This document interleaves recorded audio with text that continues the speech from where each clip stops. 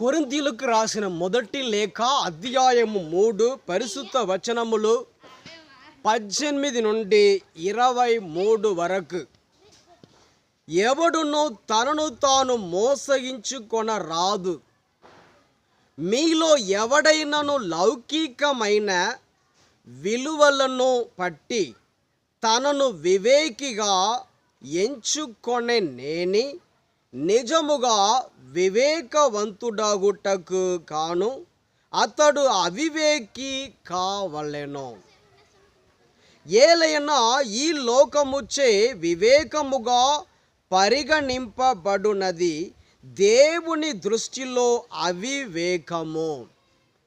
లేఖనములో వ్రాయబడినట్లుగా వివేకవంతులను వారి తెలివితేటలలోనే దేవుడు బంధించును. వివేకవంతుల ఆలోచనలు శూన్యములని ప్రభువునకు తెలియను.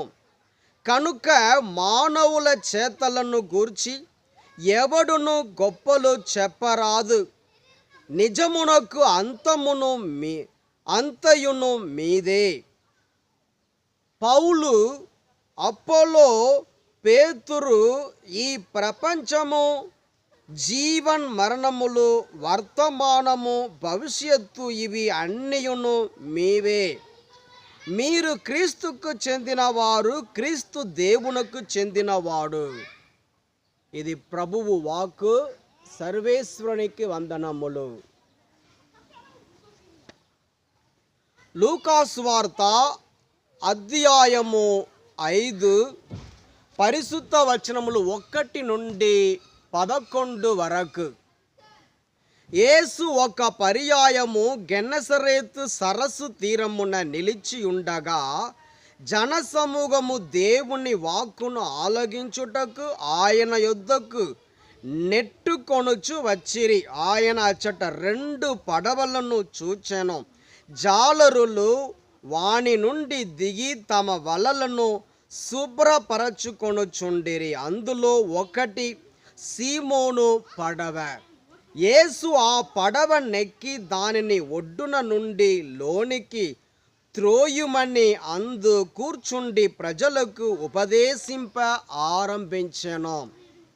ఉపదేశించుట ముగించిన పిదప యేసు సీమోనుతో, మీరు పడవను ఇంకను లోతునకు తీసుకొని వెళ్ళి చేపలకై మీ వలలను వేయుడు అనెను. అందుకు సీమోను, బోధకుడా, మేము రాత్రి అంతయు శ్రమించితిమి, కానీ ఫలితము లేదు. అయినను మీ మాట మీద వలలను వేసేదము అని ప్రత్యుత్తరము ఇచ్చెను. వల వేయగానే వల చినుగునన్ని చేపలు పడెను. అందట జాలరులు 2వ పడవలోనున్న తమ తోటివారికి వచ్చి సహాయము చేయుడని ప్రాధేయపడగా వారు వచ్చి 2 పడవలను చేపలతో నింపగానే పడవలు మునుగునట్లు ఉండెను.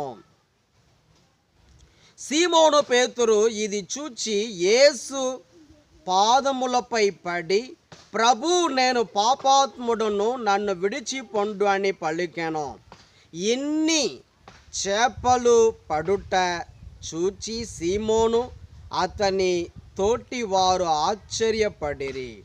సీమోనుతో ఉన్న జెబెదాయి కుమారులు యాకోబు, యోహానులను అట్లే ఆశ్చర్యపడిరి. యేసు అప్పుడు సీమోనుతో, భయపడవలదు, ఇక నుండి నీవు మనుష్యులను పట్టువాడవై ఉందువు అనెను. ఆ జాలరులు పడవలను ఒడ్డునకు చేర్చి తమ సమస్తమును విడిచిపెట్టి యేసును అనుసరించిరి. ఇది క్రీస్తు సువిశేషము. క్రీస్తువా మీకు స్తుతి కలుగును గాక.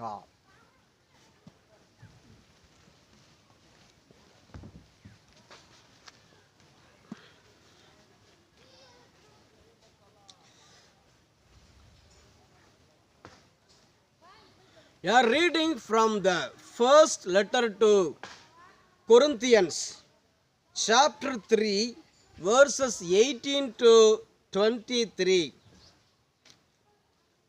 Do not deceive yourselves. If you think that you are wise in this age, you should become fools so that you may become wise.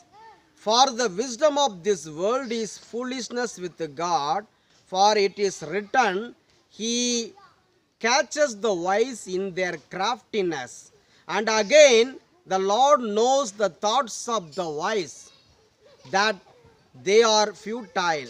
So let no one boast about human leaders, for all things are yours, whether Paul or Apollos or Cephas, or the world or life or death or the present or the future, all belong to you. And you belong to Christ, and Christ belongs to God. The word of the Lord. Thanks be to God. We are reading from the Holy Gospel according to St. Luke, chapter 5, verses 1 to 11. Once, while Jesus was standing beside the lake of Gennesaret, and the crowd was pressing in on him to hear the word of God, he saw two boats there at the shore of the lake. The fishermen had gone out of them and were washing their nets. He got into one of the boats, the one belonging to Simon, and asked him to put out a little way from the shore. Then he sat down and taught the crowds from the boat. When he had finished speaking, he said to Simon, "Put out into the deep water and let down your nets for a catch." Simon answered, "Master, we have worked all night long but have caught nothing. Yet if you say so, I will let down the nets." When they had done this, they caught so many fish that their nets were beginning to break. So they signaled their partners in the other boat to come and help them, and they came and filled both boats, so that they began to sink. But when Simon Peter saw it, he fell down at Jesus' knees, saying, "Go away from me, Lord, for I am a sinful man." For he and all who were with him were amazed at the catch of fish that they had taken. And so also were James and John, sons of Zebedee, who were partners with Simon. Then Jesus said to Simon, "Do not be afraid, from now on you will be catching people." When they had brought their boats to shore, they left everything and followed him. The Gospel of the Lord. Praise the Lord of Jesus Christ.